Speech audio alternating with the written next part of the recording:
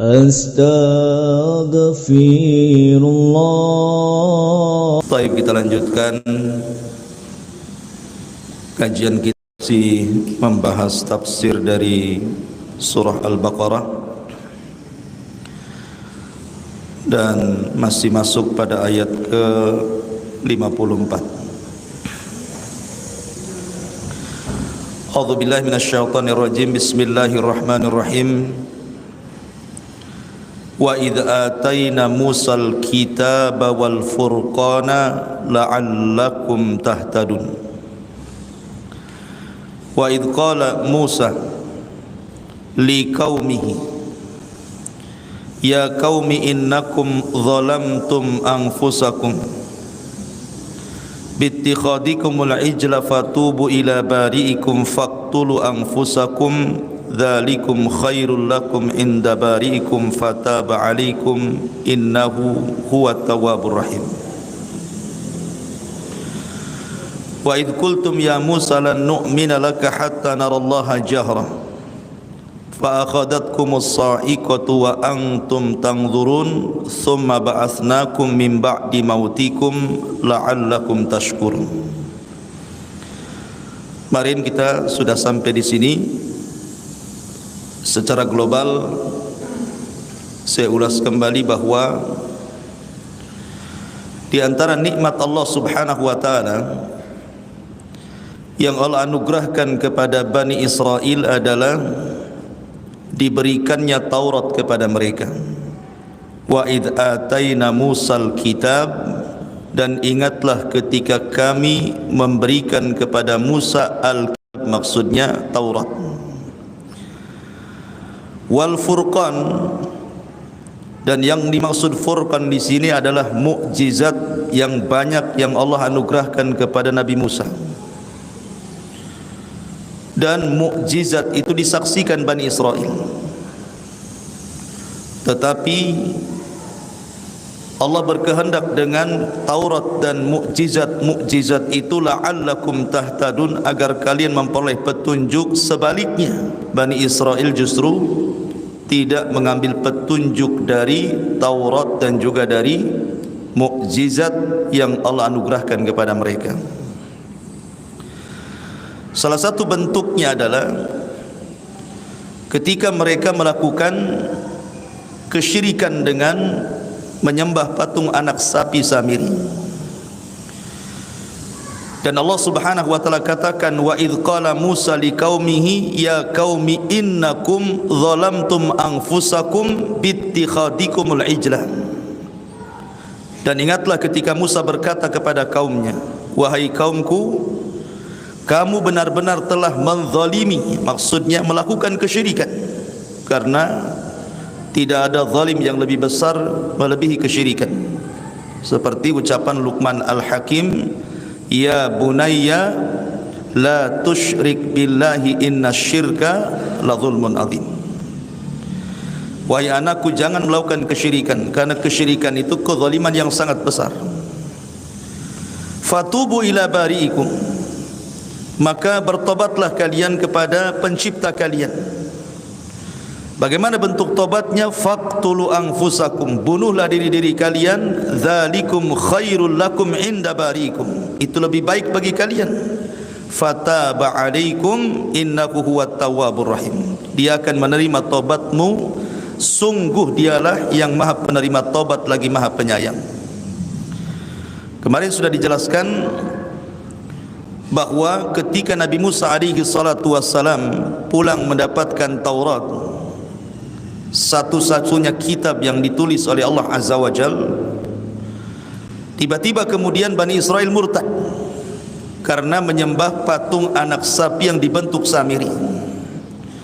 Akhirnya mereka disuruh untuk bertobat, dan tobatnya dengan cara saling membunuh.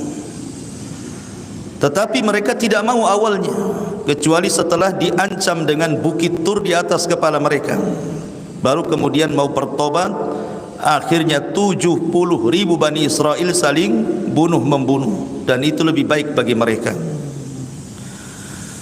Lah orang-orang ini adalah orang-orang yang ditinggalkan Nabi Musa, Tetapi orang-orang yang ikut Nabi Musa sendiri, 12 orang pilihan, itu juga mereka kurang lebih perlakuannya kepada Nabi Musa alaihi salatu wasalam. Jadi yang ditinggalkan mereka musyrik, tetapi yang ikut Nabi Musa beda lagi. Maksiat mereka kepada Allah Azza wa Jalla. Bagaimana? Di sini dijelaskan. Wa idz qultum ya Musa lan nu'mina laka hatta narallaha jahra fa akhadhatkumus sa'iqatu wa antum tanzurun thumma ba'atsnakum min ba'di mautikum la'allakum tashkurun. Dan ingatlah ketika Musa berkata, dan ingatlah ketika kamu berkata kepada Musa, wahai Musa, kami tidak akan beriman kepadamu sebelum kami melihat Allah dengan jelas. Maka halilintar menyambar kalian sedang kalian menyaksikannya. Kemudian kami bangkitkan kalian setelah kalian mati agar kalian bersyukur. Begini ceritanya. Sampai di sini kemarin ceritanya. Jadi ketika Nabi Musa alaihi salatu wassalam meminta kepada Allah Subhanahu wa taala untuk dibuat undang-undang bagi Bani Israel, sama seperti kita Al-Quran undang-undang bagi kaum muslimin. Jadi Nabi Musa alaihi salatu wassalam membawa 12 orang pilihan, memang termasuk murid-murid khususnya Nabi Musa, diajak oleh Nabi Musa. Kemudian setelah dekat dengan Bukit Tur, maka mereka meminta kepada Nabi Musa alaihi salatu wassalam bahwa mereka tidak mau hanya mendapatkan hasil saja.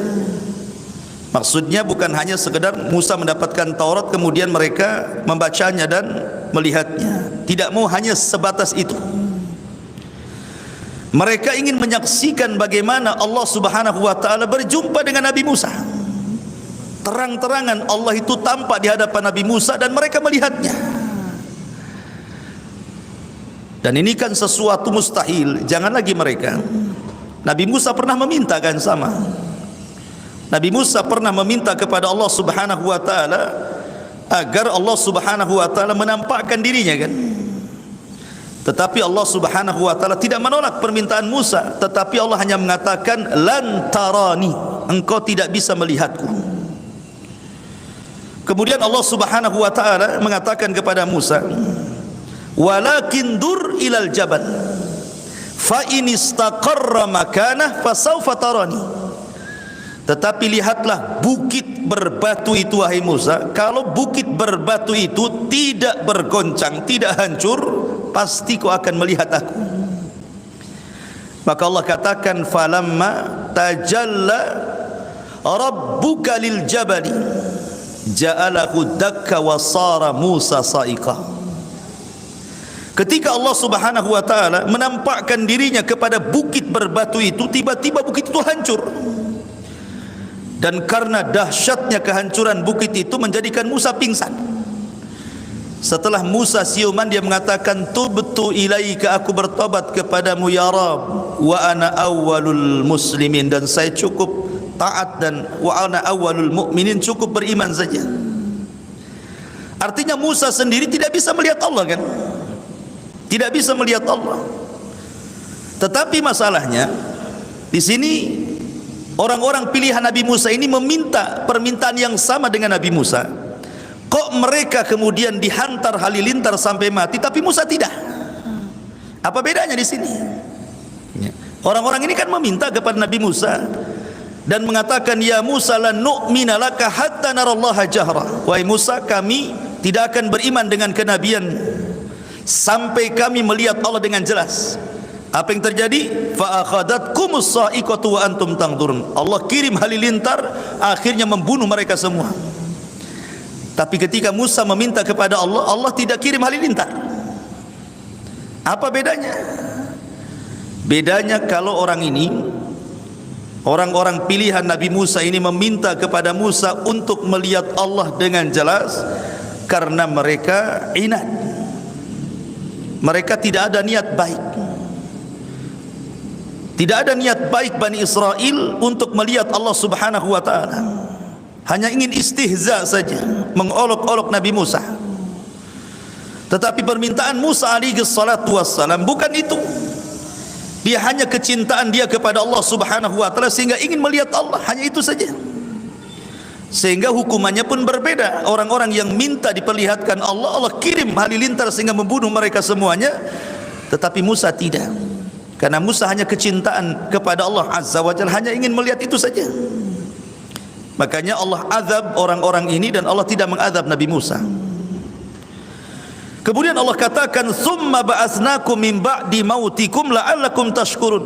Setelah mereka Allah binasakan dengan halilintar itu, kemudian Allah bangkitkan kembali mereka setelah kematian mereka. Dan ini kuasa Allah Subhanahu wa taala, bisa menghidupkan setelah kematian. Makanya sering saya katakan dalam surah Al-Baqarah ada 5 perkara yang menunjukkan kuasa Allah Subhanahu wa taala menghidupkan dari kematian. Pertama, kisah ini. Kisah Bani Israel yang meminta diperlihatkan Allah dengan jelas, kemudian mereka dibinasakan, mereka dibunuh, kemudian dihidupkan kembali. Kemudian yang kedua, kisah Baqarah Bani Israel. Kisah sapi betina Bani Israel ketika ada seorang pejabat mati, kemudian ingin mencari siapa pembunuhnya. Kemudian mereka datang kepada Musa untuk disingkap kasusnya. Maka Musa berdoa kepada Allah, kemudian Allah perintahkan untuk menyembelih sapi betina. Tapi bukannya mereka langsung menyembelih, banyak tanya. Apa warnanya, bagaimana usianya, macam mana sapi betinanya, macam-macam mereka tanya. Hampir-hampir mereka tidak bisa melakukannya. Tapi setelah kemudian mereka berhasil melakukannya, kemudian Musa pun menyuruh menyembelih sapi betina itu, kemudian memukulkan sebagian badannya kepada orang mati, tiba-tiba hidup. Tapi hidup sesaat, hanya menunjukkan siapa pembunuhnya, kemudian mati lagi. Ini kasus kedua. Kasus ketiga, kisah Nabi Hazkiel. Itu disebutkan juga dalam surah Al-Baqarah. Alam tara ilal ladzina kharaju min diyarihim wa hum ulufun hadaral maut. Ketika Bani Israel ditimpa taun, semacam wabah, mungkin kalau sekarang corona lah ya, banyak orang mati. Sampai Allah membahasakan dengan kalimat uluf. Uluf itu bukan alfun, tapi uluf itu lebih banyak daripada alf. Alf itu 1000, ini ribuan yang mati. Kemudian yang selamat, mereka keluar dari negeri yang terkena wabah itu. Padahal Nabi SAW mengatakan, apabila dalam sebuah daerah terjangkit wabah, yang di dalam jangan keluar, kan begitu ya, dan di luar jangan ke dalam. Bani Israel ini keluar mereka karena takut terkena wabah. Rupanya mereka keluar ke sebuah padang, di situ malaikat maut sudah menunggunya. Tidak mati kena taun, mati pula kena malakul maut. Akhirnya yang menyelamatkan diri itu malah mati kena malakul maut. Dari sini kata para ulama, al-hadaru la yamna'ul qadara. Menghindar dari kematian itu tidak menghalangi takdir kematian. Kan itu ya. Tidak mati dengan wabah corona, mati dengan yang lain, gitu maksudnya. Ya. Akhirnya kemudian mereka pun mati. Ketika mati bergelimpangan, datanglah Nabi Hazkiel, salah satu nabi Bani Israel, kemudian berdoa kepada Allah agar menghidupkan mereka kembali, dan Allah hidupkan kembali mereka. Ini kasus ketiga. Kasus keempat adalah cerita Nabi Uzair, masih dalam Al-Baqarah, di mana Allah Subhanahu wa taala menceritakan dengan detail kisah Nabi Uzair yang diwafatkan 1 abad itu.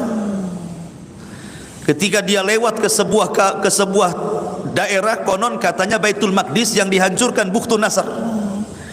Orang-orang Yahudi dihinakan, sebagai dibantai, sebagai jadikan budak, dan kotanya dihancurkan, Palestina. Kemudian Uzair datang melihat-lihat gitu kan, kota yang hancur itu.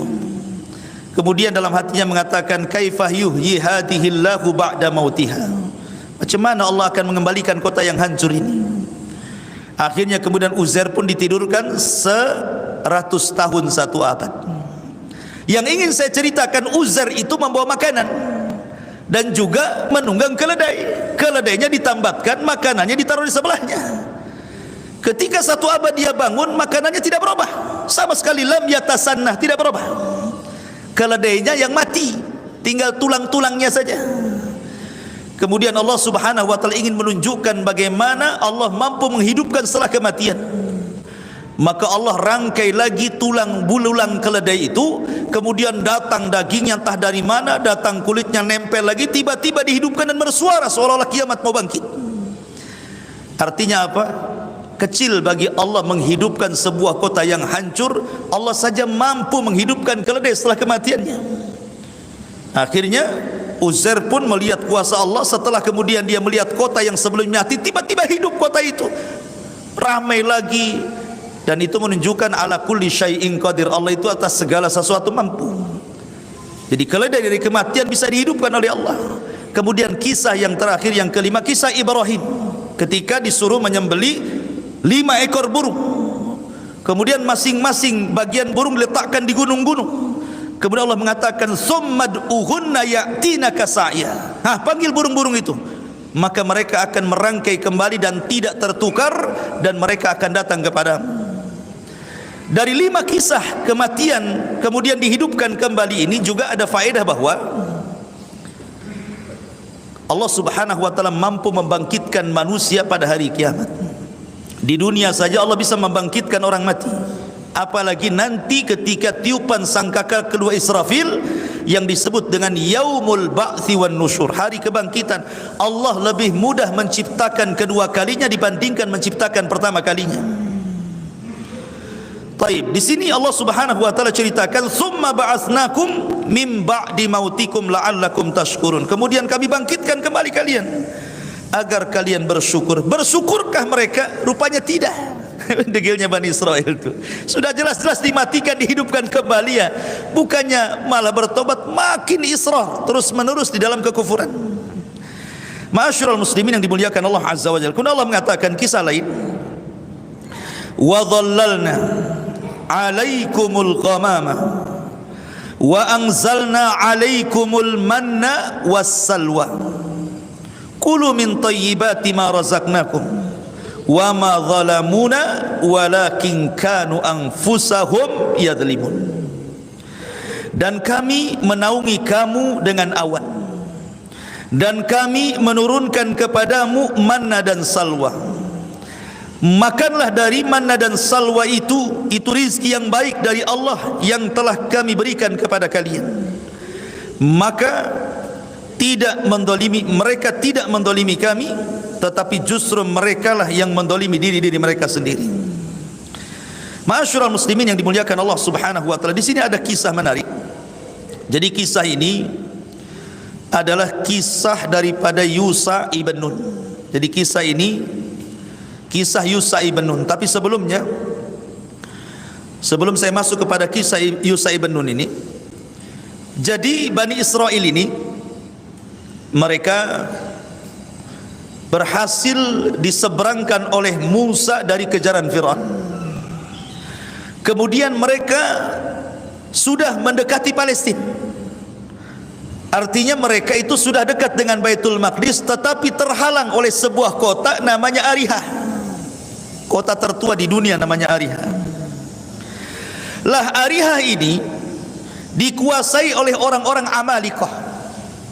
Orang-orang Amalikah ini orang keturunan dari kaum Ad, orangnya besar-besar. Kaum Ad kan ma'ruf ya. Kaum Ad, kaum Samud itu kan orangnya besar-besar. Dan pemimpinnya namanya Uwaz ibn Unuk. Uwaz ibn Unuk, raksasa. Ya, besar badannya. Jadi kaum Amalikah itu besar-besar karena mereka keturunan kaum Ad, orang Arab. Dari sini kita menunjukkan bahwa sebenarnya Palestina ini kalau mengurut kepada sejarah, orang yang pertama menduduki Palestina itu bangsa Arab, bukan orang Yahudi. Jadi kalau sekarang orang-orang Yahudi kemudian hendak mencaplok Palestina, kemudian mereka hendak membuat Palestina itu jadikan kota mereka, Baitul Maqdis mau dijadikan ibu kota rayanya orang-orang Israel, itu tidak benar. Mereka itu menjajah.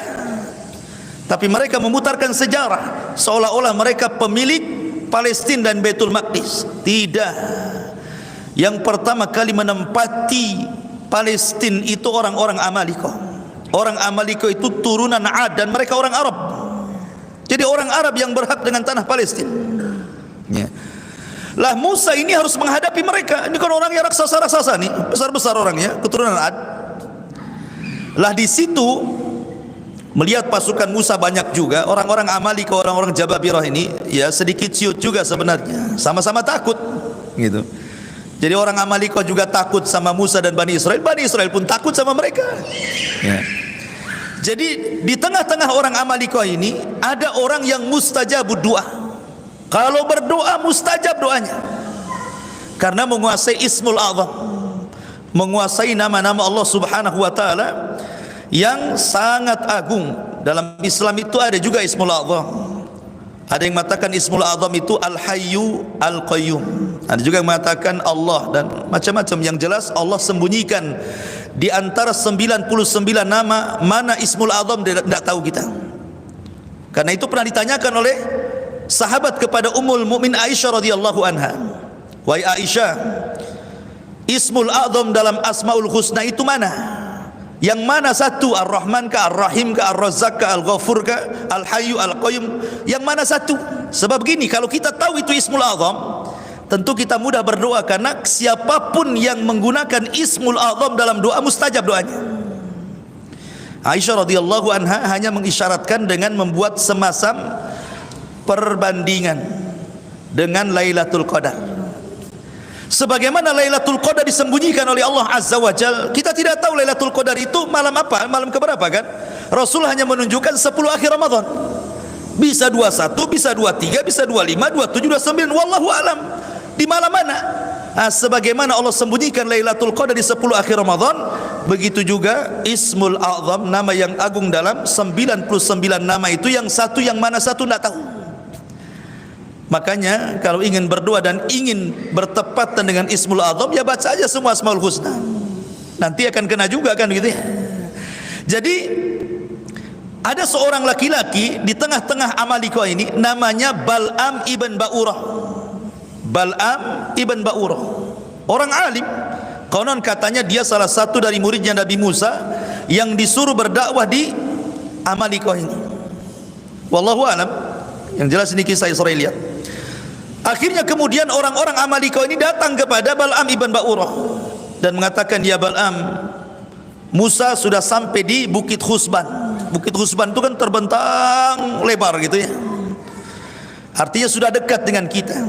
Jangan-jangan Musa akan datang kemari menyerbu kita, mengeluarkan kita dari sini. Engkau kan seorang alim, penguasa Ismul A'zam, berdoalah kejelekan kepada Musa dan kaumnya. Akhirnya kemudian Bal'am ibn Ba'urah tidak mau dan mengatakan, celaka kalian, dia Nabi Allah, tidak mungkin saya berdoa keburukan kepada Nabi Allah.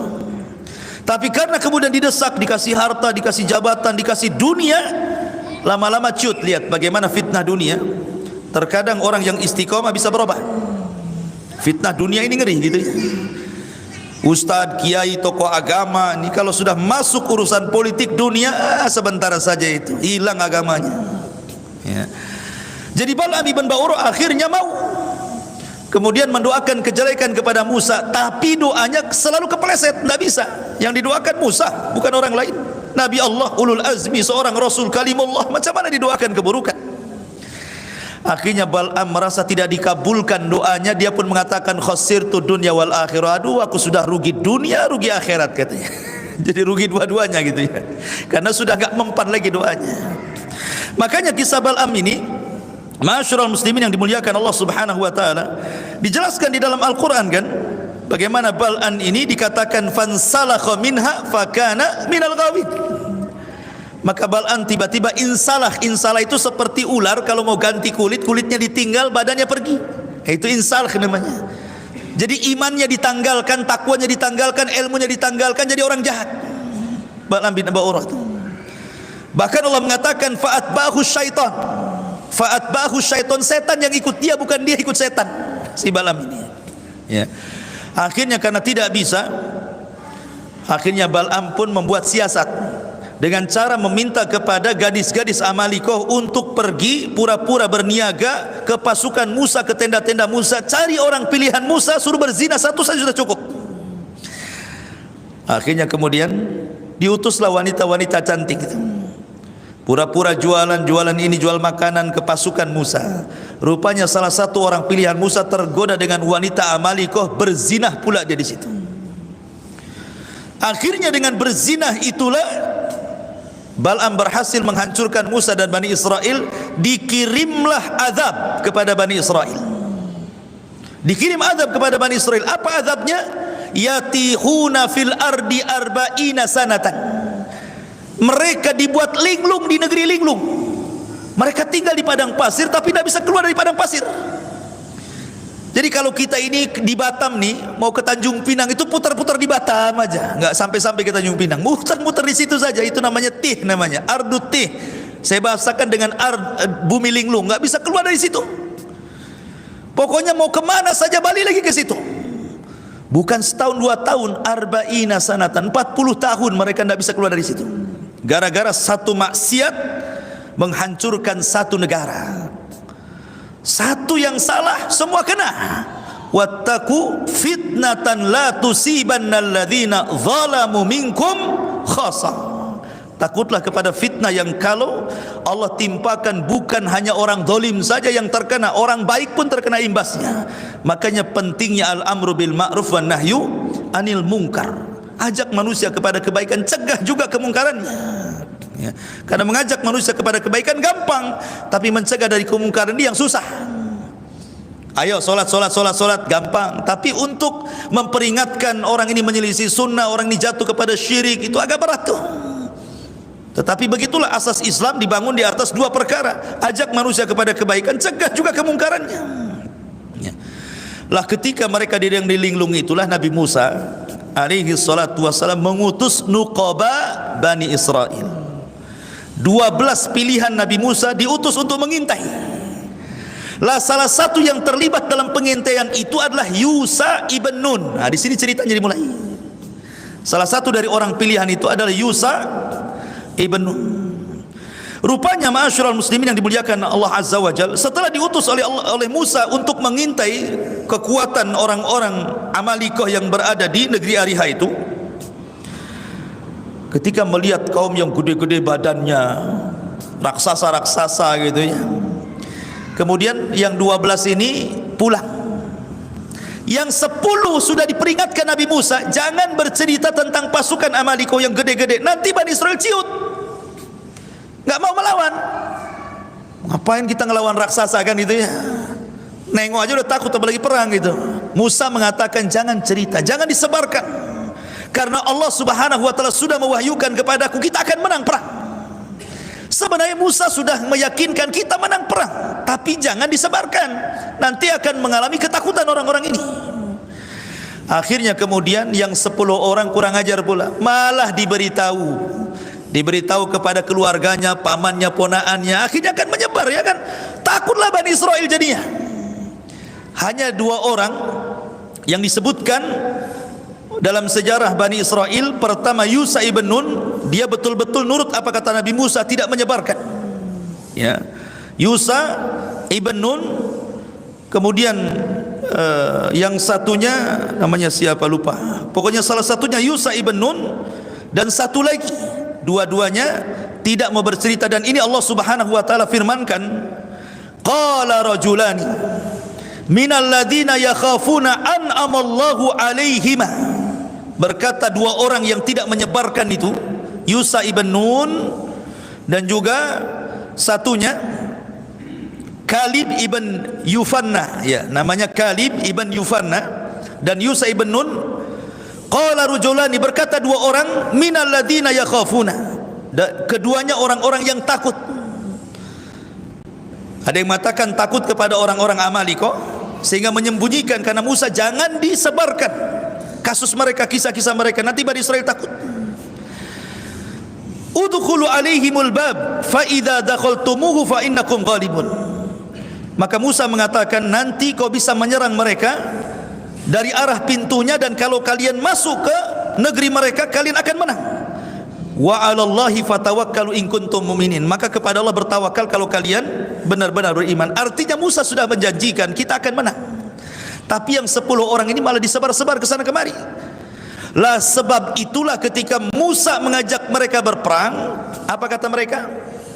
Mereka mengatakan idhab anta wa rabbuka faqatila innaha huna qaidun. Hei Musa, kami sudah tahu orang-orang Amalika seperti apa. Badannya gede-gede. Kalau engkau ingin perang, silahkan berangkat, ajak Tuhanmu perang berdua, kami duduk-duduk nonton siapa yang menang, siapa yang kalah, katanya. Bani Israel kan, karena sudah tahu kekuatannya. Jadi mereka minta kepada Nabi Musa, kalau kau mau perang ajak kami perang. Enggak. Nah, kau perang sana berdua, ajak Tuhanmu, kami duduk-duduk kita nonton. Nanti siapa yang kalah, siapa yang menang, nanti kita akan bergerak, katanya. La haula wala quwata illa billah. Bani Israel seperti itu sikap mereka kepada nabinya. Makanya akhirnya Nabi Musa alaihi salatu wassalam tidak bisa merebutkan kota itu, sampai akhirnya Musa pun wafat di negeri itu, Harun juga wafat di negeri itu. Dan sebelum wafat itulah Musa berpesan kepada Yusha ibn Nun, karena dia di antara dua orang yang nurut kepada Nabi Musa. Dan Yusha ibn Nun adalah salah satu di Quran, memang tidak banyak diceritakan, hanya dalam satu ayat Yusha ibn Nun itu. Ketika Allah Subhanahu wa taala mengatakan wa idz qala Musa li fatahu, ketika Musa berkata kepada pembantunya ketika hendak mencari Khidir. Ulama tafsir mengatakan li fatahu, pembantunya di sini maksudnya Yusha ibn Nun. Adapun nasabnya ada yang mengatakan Yusha ibn Nun ibn Ifraim ibn Yusuf ibn Yaqub ibn Ishaq ibn Khalil ibn Ibrahim, Khalilullah Ibrahim alaihi salatu wassalam. Jadi dia Yusha, putra Nun, putra Ifraim, putra Nabi Yusuf, putra Yaqub, putra Ishaq, putra Khalilullah Ibrahim. Ini satu riwayat. Ada yang mengatakan dia adalah anak saudari daripada Nabi Musa. Jadi dia yang diwasiati oleh Musa sepeninggalnya serbu orang-orang Amalika itu, bunuh raja-rajanya. Makanya kemudian yang berhasil membukakan Palestina itu, Baitul Maqdis, adalah Yusha ibn Nun, bukan Nabi Musa, karena Musa sudah meninggal di Arduti. Lah ayat yang kita ceritakan ini, wa dhallalna 'alaikumul ghamama wa anzalna 'alaikumul manna wassalwa, ini cerita ketika mereka berada di negeri linglung, ketika mereka diazab tidak bisa keluar dari negeri linglung itu. Bayangkan padang pasir, ikhwan. Padang pasir itu tidak ada satu tumbuhan hidup, burung pun tidak ada lewat di situ, kemudian air pun tidak ada. Apa yang dimakan, apa yang diminum? Mereka juga tidak bisa bernaung di sebuah pohon. Mereka kepanasan. Akhirnya kemudian mereka mengatakan kepada Musa alaihi salatu wassalam, aina ta'am ya Musa, di mana makanan wahai Musa? Kita tidak ada makanan. Ya. Maka kemudian Allah Subhanahu wa taala memberikan kepada mereka makanan yang namanya manna dan salwa. Apa itu manna? Manna itu ditumbuhkan satu pohon, ya. Kemudian ada buahnya, dan buah itu mengeluarkan air dan rasanya sama dengan madu. Adapun salwa itu burung. Jadi Allah Subhanahu wa taala kirim burung banyak-banyak dan mudah ditangkap. Ya, mudah ditangkap, disembelih, kemudian mereka makan, dibakar. Ya, jadi setiap hari seperti itu. Jadi kalau mereka makan kapan saja, mau siang, mau pagi, mau sore, mau malam, tinggal metik, tinggal nangkap burung, tidak perlu dijerat gitu ya, tinggal disembelih, dibakar, dimakan. Bayangkan, mereka tidak perlu lelah, tidak perlu capek nyari rizki, nyari uang untuk beli makanan. Makanan sudah ada di hadapan mereka. Dan ini nikmat yang Allah anugerahkan kepada Bani Israel. Kemudian mereka mengatakan, "Taib ya Musa, ini makanan sudah ada daging burung, sudah ada buah yang rasanya kayak madu gitu ya. Aina syarab, lalu di mana minuman?" Maka kemudian Musa pun oleh Allah Subhanahu wa taala disuruh untuk memukulkan tongkatnya. Tiba-tiba ketika dipungkulkan ke batu, keluarlah 12 mata air. Kenapa mesti 12? Ketika Musa memukulkan lautan, 12 jalan. Ketika kemudian memukulkan batu, 12 air mata air. Ya, karena Bani Israel satu kabilah dengan kabilahnya itu tidak akur. suka perang gitu ya. Maka mereka dibuat sendiri-sendiri oleh Nabi Musa. Nah, mata air kamu sebelah sana. Oh, kamu kabilah Ruben sana, kabilah Samun di sana, kabilah Lawi di sana, kabilah Yahuda di sana, kabilah Zabulun di sana, kabilah Yasakir di sana gitu ya. Kabilah siapa lagi? Jad, kabilah Ashir, kabilah Yusuf, kabilah Binyamin, kabilah Naftali, kabilah Dan gitu ya. Jadi 12 kabilah ini disendiri-sendirikan tuh. Jadi supaya tidak saling rebutan. Coba nikmat mana lagi? Fabi ayyi ala'i rabbikuma tukadziban. Nikmat mana lagi yang kalian dustakan? Makanan tinggal ngambil, minuman tinggal minum gitu ya. Itu nikmat Allah. Makanya Allah Subhanahu wa taala kemudian menjelaskan bagaimana itu nikmat besar. Kemudian mereka mengatakan, ya Musa, ainal ghamam? Kita ini enggak ada rumah, enggak ada tenda. Ini matahari terik panas ini katanya. Gimana caranya supaya kita tidak panas? Permintaan Bani Israel ini aneh-aneh. Maka Musa meminta kepada Allah untuk dinaungi. Fadhallalna alaikumul ghamam. Datang awan. Akhirnya mereka sudah tidak panas lagi. Dengan adanya awan, matahari di balik awan, dah enggak panas sudah. Walaupun tidak ada rumah, tidak panas. Sudah dikasih makan, dikasih minuman, dikasih naungan, mereka masih tanya, aina saub, di mana pakaian kami? Pakai ini aja katanya. Subhanallah, Bani Israel minta semua sama Nabi Musa, diberi. Akhirnya turun pakaian itu tidak pernah usang, tidak pernah robek. Ya, kalau kecil besar sendiri. Pokoknya nikmat luar biasa ya, yang Allah Subhanahu wa taala anugerahkan kepada mereka. Wa dhallalna 'alaikumul ghamama wa anzalna 'alaikumul manna wassalwa. Kulu min thayyibati ma razaqnakum. Makan, ini makanan baik. Kami rizkikan kepada kalian. Wa ma dhalamuna walakin kanu anfusahum yadhlimun. Mereka tidak mendolimi kami, tetapi mereka sedang mendolimi diri mereka sendiri. Bagaimana mereka mendolimi dengan nikmat Allah? Nanti ada kisahnya. Mereka bosan makan ini terus.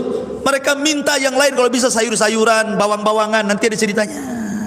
Tetapi yang jelas bahwa nikmat Allah berikan kepada mereka, tapi mereka kaum yang suka mendolimi diri mereka, tidak bersyukur akan nikmat Allah Azza wa Jalla. Kemudian Allah Subhanahu wa taala berkisah dengan yang lain. Wa idh qulna dkhulu hadhil qaryah. Ini kita masuk kepada kisah Yusha ibn Nun tadi. Wa idh qulna dkhulu hadhil qaryah fakulu minha haitsu syi'tum ragada wadkhulul baba sujjadan wa qulu hittatun naghfir lakum khatayakum wa sanazidul muhsinin.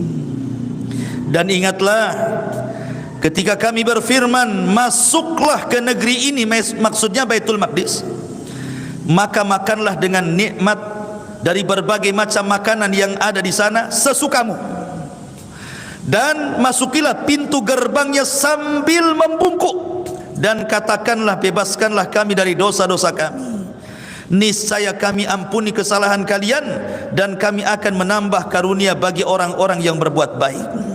Jadi ketika Musa sudah wafat, Harun sudah wafat, kemudian Musa mewasiatkan kepada Yusha ibn Nun agar memimpin Bani Israel, dan generasi pengecut sudah mati, datang generasi pemberani. Generasi pemberani datang. Maka Yusha ibn Nun kemudian menggerakkan pasukan untuk menggempur Ariha, karena itu syaratnya supaya Baitul Maqdis dikuasai. Maka kemudian ketika Yusha ibn Nun memimpin pasukan melawan orang-orang Amalika, penguasa Ariha yang dipimpin oleh Uwaz ibn Unuk, itu berhasil. Masalahnya peperangan sengit itu terjadi di hari Jumat.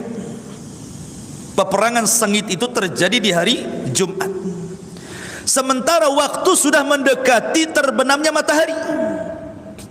Bagi orang-orang Bani Israel, khususnya orang-orang Yahudi, hari Sabtu itu hari sakral, tidak boleh ada perang. Siapa yang perang terkena azab nantinya.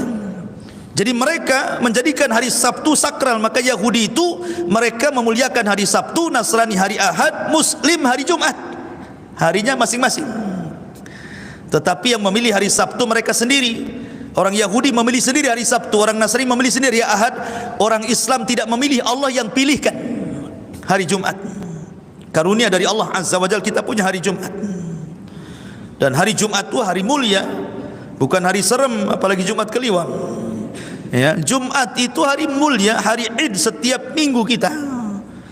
Jadi ketika melihat matahari sudah mau tenggelam, kok perang enggak dimenang-menangkan nih, gimana ceritanya nih? Maka Yusha ibn Nun meminta kepada Allah Azza wa Jalla untuk menghentikan matahari. Makanya Yusha ibn Nun mengatakan kepada matahari, "Hei matahari, anti ma'murah wa ana ma'mur." Engkau diperintah Allah, aku juga sama diperintah Allah. Tapi tolong jangan kau terbenam dahulu sampai perang ini kami menangkan. Tiba-tiba matahari berhenti, tidak jadi tenggelam. Disinilah mukjizat Yusha ibn Nun mampu menghentikan matahari. Makanya Nabi SAW mengatakan kepada Yusha ibn Nun, tidak ada satu manusia pun yang mampu menghentikan matahari kecuali kepada Yusha ibn Nun, kata Nabi. Itu mukjizatnya. Mukjizat Yusha ibn Nun itu bisa menghentikan matahari. Dia matahari enggak tenggelam-tenggelam sampai akhirnya perang menang, baru tenggelam mataharinya. Gitu ya. Masuk hari Sabtu, berarti sudah tidak ada larangan berperang lagi. Ya, sudah selesai perangnya kan? Berarti sudah harus berhenti, tidak boleh perang lagi. Alhamdulillah sudah menang perangnya. Maka raja-raja Amalika yang bekerja sama dengan Bal'am ibn Ba'urah semua dibantai oleh Yusha ibn Nun, sehingga Ariha dikuasai oleh Bani Israel di bawah kekuasaan Yusha ibn Nun. Lah dari Ariha ke Baitul Maqdis sudah dekat. Maka Baitul Maqdis pun kemudian dikuasai. Lah sebelum masuk ke Baitul Maqdis, di sini cerita dimulai. Wa id kul nadkhulu hadhil qaryah. Dan ingatlah ketika kami firmankan masuklah ke negeri ini, maksudnya Baitul Maqdis. Fakulu minha haitsu syi'tum ragadan. Di negeri itu kaya, banyak makanan, banyak minuman. Kalian sudah sengsara di negeri di negeri linglung, susah mau cari makan, susah mau minum enak. Negeri itu negeri kaya, makanan apa saja ada, kalian tinggal makan. Syaratnya dua. Yusha ibn Nun meminta Bani Israel cuma dua syarat. Ya. Pertama, wadkhulul baba sujjadan. Pertama, mereka disuruh sujud. Maksud sujud di sini bukan sujud yang kita ma'ruf, maksudnya disuruh merendahkan diri, menunduk sedikit supaya merasa syukur kepada Allah. Allah sudah membukakan Baitul Maqdis kepada mereka. Setelah bergenerasi, baru mereka yang bisa berhasil membuka Baitul Maqdis. Disuruh bersyukur dengan cara khudu. Sujud itu artinya khudu, merendahkan diri kepada Allah, bersyukur kepada Allah Azza wa Jalla. Dari sini perbuatan, disuruh untuk melakukan sujud, ini perbuatan. Yang kedua, perkataan. Wa qulu hittatun. Dan katakanlah hittah. Hittah itu artinya, ya Allah ampuni dosa-dosa kami. Allahumma khutta lana khatayana. Ya Allah ampunilah dosa-dosa kami. Tapi dua-duanya ditentang oleh Bani Israel. Pertama disuruh sujud, nunduk tidak mau, malah mereka berbalik, berjalan nungging. Kurang ajar enggak tuh? Kata Yusha ibn Nun, suruh nunduk malah berbalik, nungging pula dia ke belakang. Satu. Yang kedua disuruh membaca hittah, malah mereka mengganti hintah. Hintah itu artinya gandum. Maksudnya hintah itu perkataan, ya Allah beri makan kami.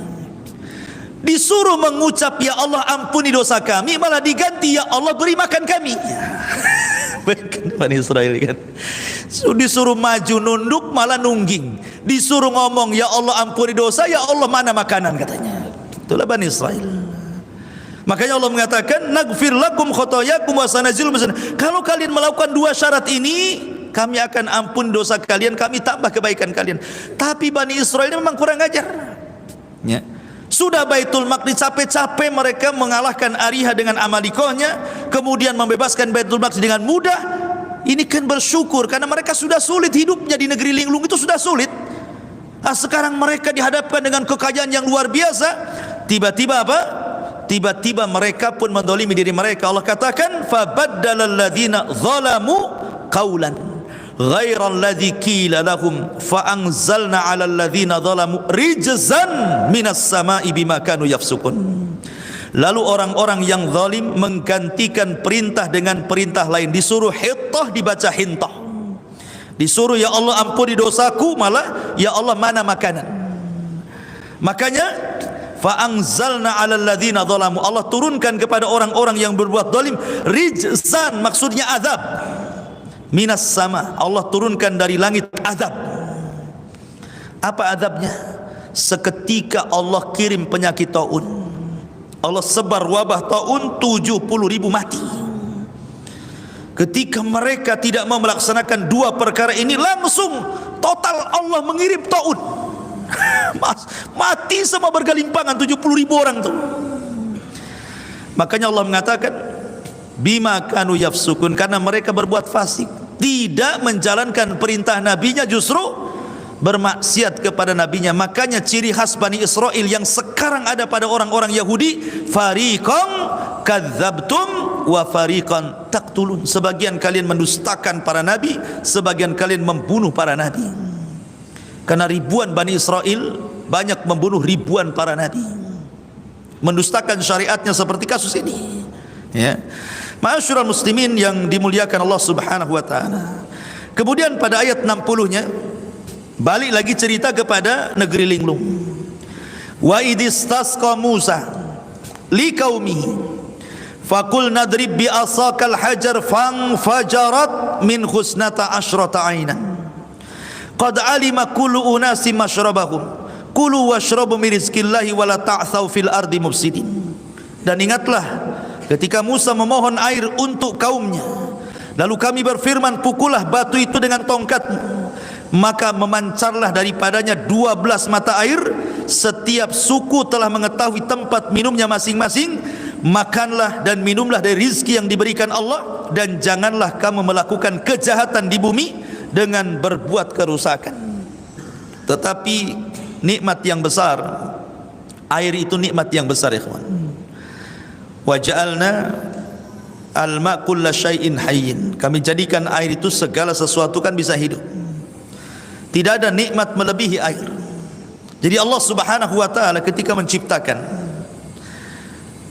kalau sedikit saya cerita tauhid ya, ada namanya tauhid rububiyah. Salah satu makna rububiyah adalah Allah al-Khaliq, Allah itu pencipta. Dan ketika Allah menciptakan makhluk itu ada dua. Pertama, Allah menciptakan yang disebut dengan usulul khalqi namanya, usulul khalqi. Kemudian ada furu'ul khalqi.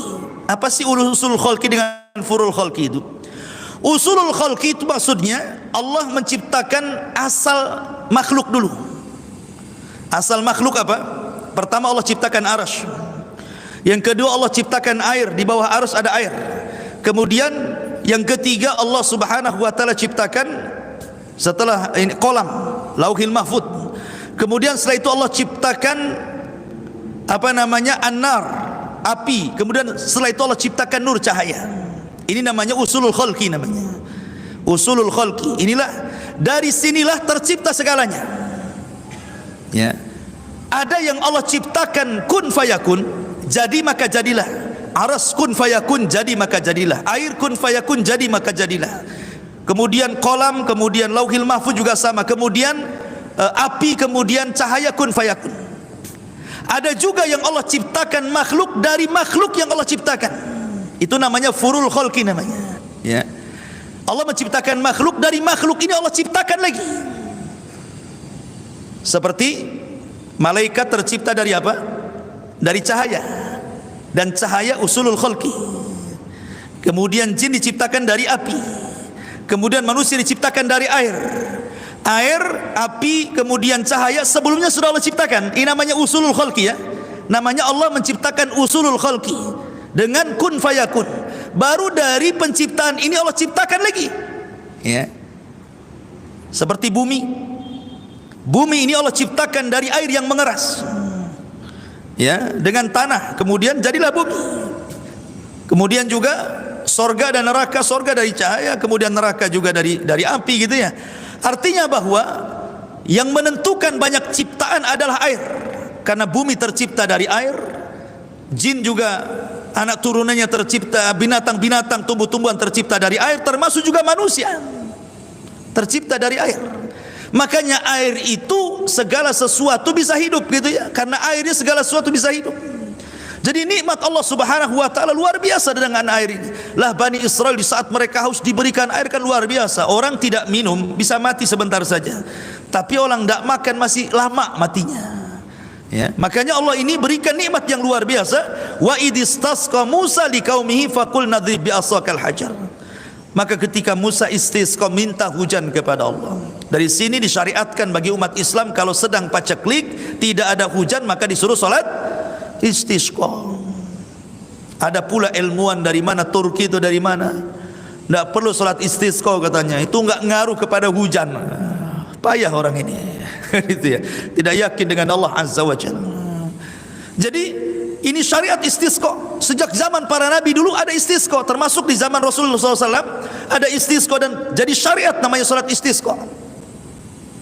Dulu Nabi Sulaiman juga istisqa, kemudian Nabi Musa juga istisqa, kemudian di zaman Umar bin Khattab juga istisqa, datang kepada Abbas untuk mengimami salat kemudian berdoa turun hujan, ya kan? Maka Bani Israel meminta air kepada Nabi Musa, maka Musa memperlihatkan mukjizatnya. Bayangkan mata mereka melihat bagaimana Musa memukulkan batu tiba-tiba keluar air, dan itu nikmat dari Allah, mereka diberikan nabi yang luar biasa. Kemudian Allah Subhanahu wa taala ingatkan, kulu washrabu min rizqillah, makan minum dari rezeki Allah, wala ta'tsau fil ardi mufsidin, jangan kalian melakukan kerusakan. Tapi apakah Bani Israel bersyukur? Rupanya tidak. Perhatikan nih, ini ayat terakhir baru kita tanya jawab. Mereka sudah diberikan makanan manna dan salwa, mereka sudah diberikan minuman, mereka sudah diberikan naungan, mereka sudah diberikan apa? Diberikan pakaian. Tiba-tiba mereka mengatakan kepada Musa, wa idh qultum ya Musa lan nasbira ala ta'amin wahid fad'u lana rabbaka yukhrij lana mimma tumbitul ardu min baqliha wa kithaiha wa fumiha wa adasiha wa basaliha qala atastabdiluna alladhi huwa adna billadhi huwa khairun ihbitu misra fa inna lakum ma sa'altum wa dhuribat alaihimudz dhillatu wal maskanatu wa ba'u bi ghadabin minallah dzalika bi annahum kanu yakfuruna bi ayatillahi wa yaqtuluna an-nabiyina bighairi haqq dzalika bima asaw wa kanu ya'tadun. Dan ingatlah ketika kamu berkata, wahai Musa, kami sudah bosan dengan makanan manna dan salwa ini, ya, kami tidak tahan hanya makan ini saja, minum ini saja, gitu ya.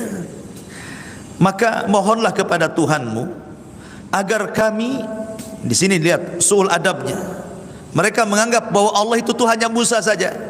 Harusnya kan mereka mengatakan fad'u lana rabbana, ini rabbaka, kan itu suul adab itu namanya. Berdoalah kepada Tuhanmu, seolah Tuhannya itu Tuhan Musa saja, bukan Tuhan mereka, gitu ya. Berdoalah Musa kepada Tuhanmu, katanya, agar kami diberikan makanan lain, jangan ini saja, kan itu. Apa makanannya? Diberi makanan yang ditumbuhkan dari bumi seperti sayur mayur, mentimun, bawang putih, kacang adas, bawang merah. Gitu. Bayangkan coba. Ini makanan manna dan salwa ini datang dari Allah, itu makanan lezat. Lezat Allah yang kasih dari langit, tidak perlu nanam, tidak perlu nyari uang, tidak perlu beli, tidak perlu ada. Tiba-tiba mau yang lain. Maunya itu yang sayur-sayuran, mentimunan yang ada bawang putihnya, kacang adasnya, bawang merahnya, ya kayak lalapan jadinya. Mau minta yang lalapan pecel lele gitu mungkin. Maunya itu yang kayak gini-gini. Lah kata Musa, kalau kalian pengen itu, bitu Misra, itu banyak tumbuh di tempat di mana-mana. Kau tinggal ke kota sebelah itu banyak itu. Tapi manna dan salwa kalian tidak akan dapat satu dunia. Itu makanan dari Allah, makan lezat. Ya. Akhirnya karena permintaan mereka mendesak kepada Nabi Musa, Allah cabut nikmat. Allah hilangkan manna, Allah hilangkan salwa, Allah hilangkan makanan-makanan lezat, Allah angkat lagi ke langit. Kemudian mereka pun menjadi miskin lagi, makan lalapan. Nggak ada lagi daging-dagingan mereka makan, nggak ada lagi madu-maduan. Akhirnya mereka makan kacang-kacangan.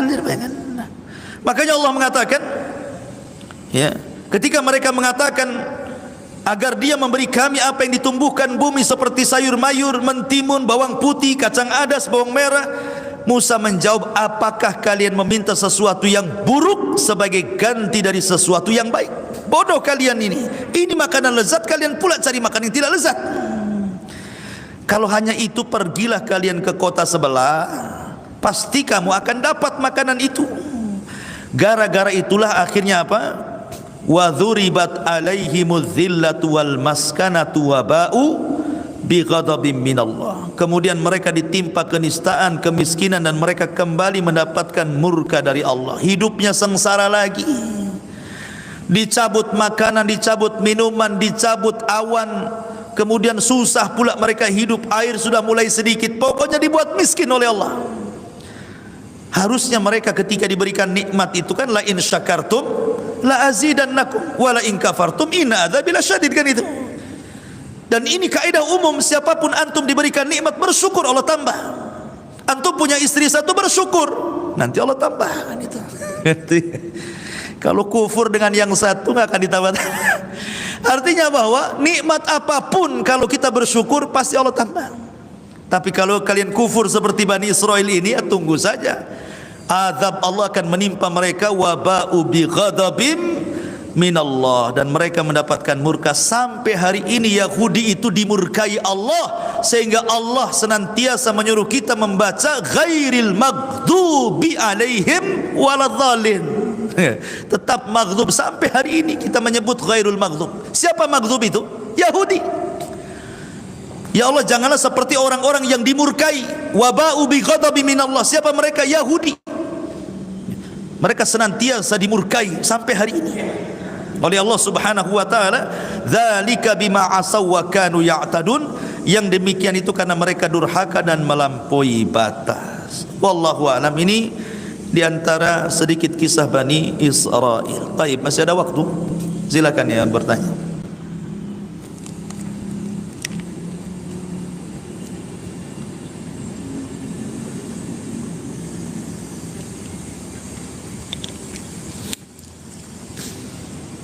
Enggak ada? Alhamdulillah. Ya. Waalaikumsalam.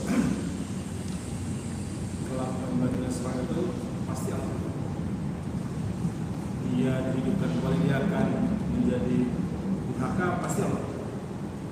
Kira-kira maksudnya cerita itu kita tahu. Nah, pasti Allah tahu kan. Yang kedua, karena banyak dari dulu lah seks itu benar. Karena ada yang aliran di Malaysia juga, ada sebagian dulu di Jakarta di PRN. Mereka tuh sudah bilang hijab sehingga mereka apa mereka ada ya, ahsan. Ya, alhamdulillah, Allah Maha tahu.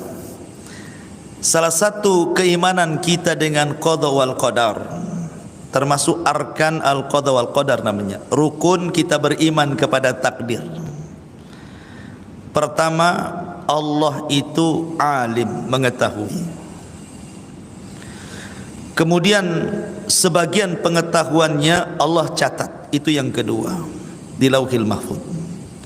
Kemudian yang dicatat, yang ketiga, Allah ciptakan apa yang dicatatnya.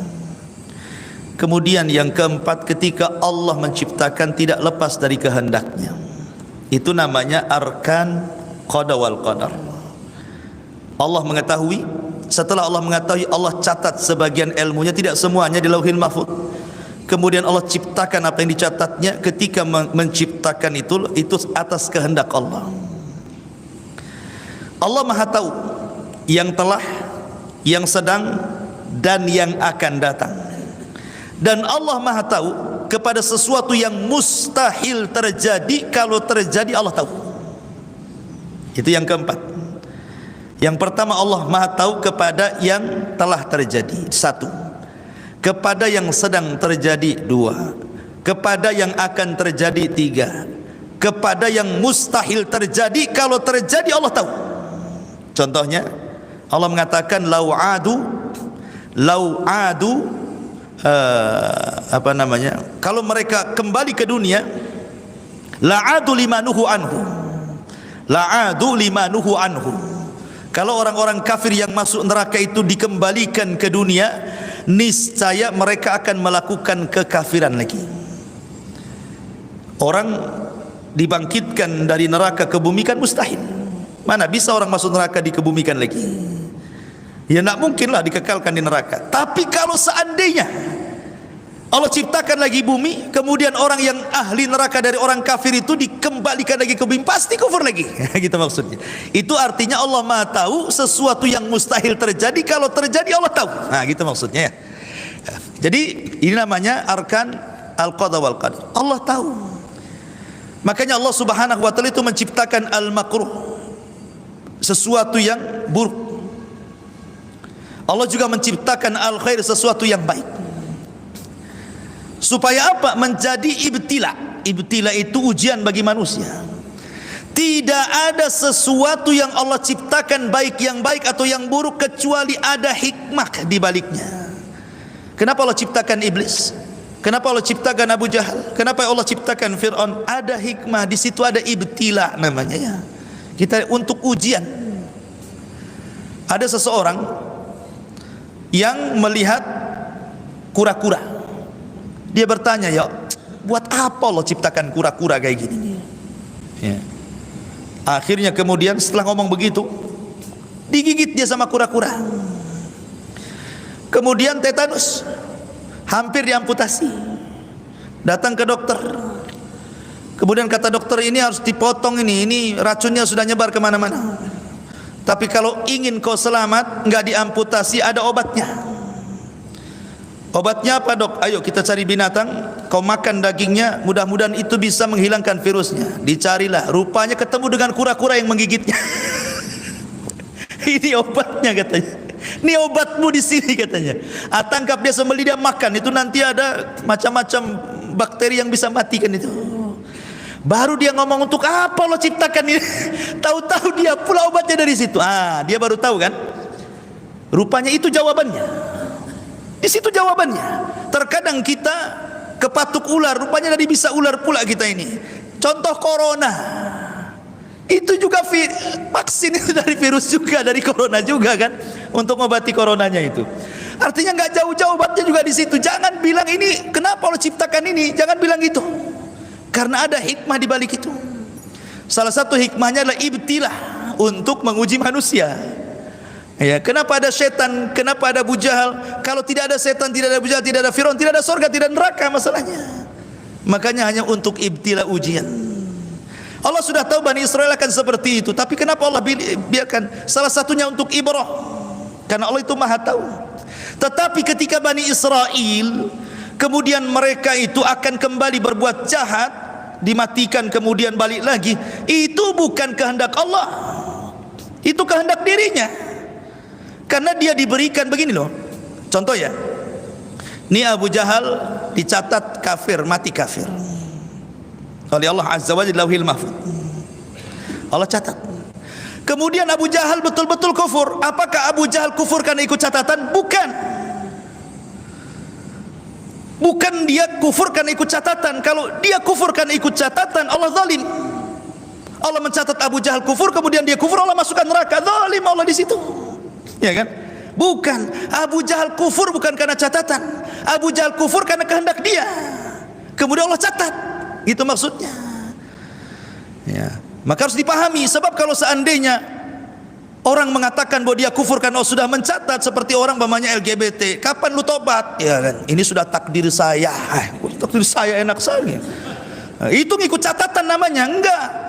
Kalau begitu Allah zalim jadinya kan. Dicatat suruh kafir, kemudian kafir masuk neraka. Enggak. Ingat bahwa salah satu rukun takdir saya ceritakan adalah adanya masyiah, kehendak. Manusia punya kehendak, Allah punya kehendak. Walaupun kehendak manusia tetap di bawah kehendak Allah, tapi manusia diberikan ikhtiar. Diberikan mata, diberikan telinga, diberikan otak, diberikan tangan, diberikan kaki. Kemudian Allah mengatakan wahadainahun najdain. Kami berikan kau dua pilihan.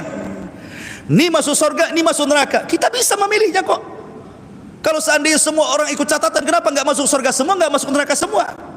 Ya. Jadi kita ini punya pilihan. Sebagaimana di hadapan kita ada air, ada api. Coba kau pegang.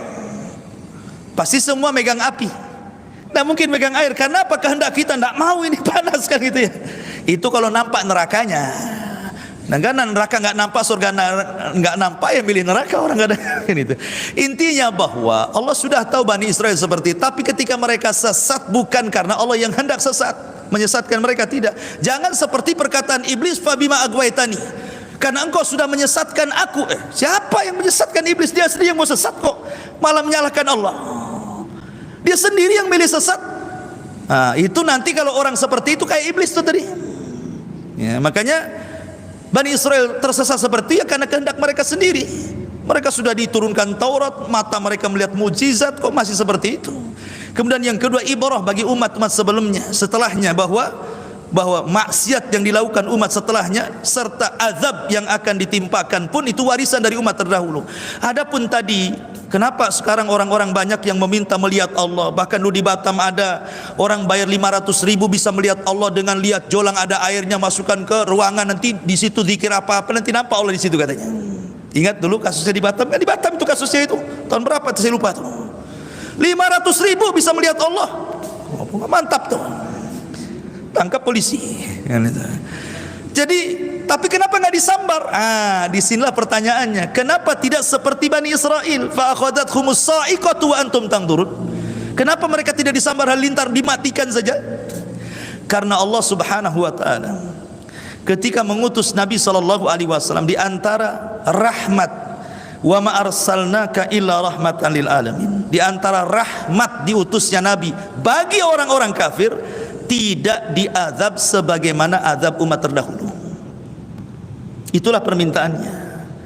Jadi umat sekarang walaupun menentang Allah, menentang Nabinya, tidak akan diazab seperti umat yang dulu pernah diazab. Ya. Makanya kenapa diutusnya Nabi itu rahmat bagi semesta alam, bukan bagi umat Islam saja. Orang kafir pun merasakan rahmat itu, tapi mereka tidak sadar, bahkan mendustakan Nabi Allah Muhammad sallallahu alaihi wasallam. Itu masalahnya. Itu jawabannya, mungkin kurang lebih seperti itulah. Baik, cukup. Subhanakallahumma bihamdika asyhadu an la ilaha illa anta astaghfiruka wa atubu ilaik. Allahu ta'ala. Assalamualaikum warahmatullahi wabarakatuh.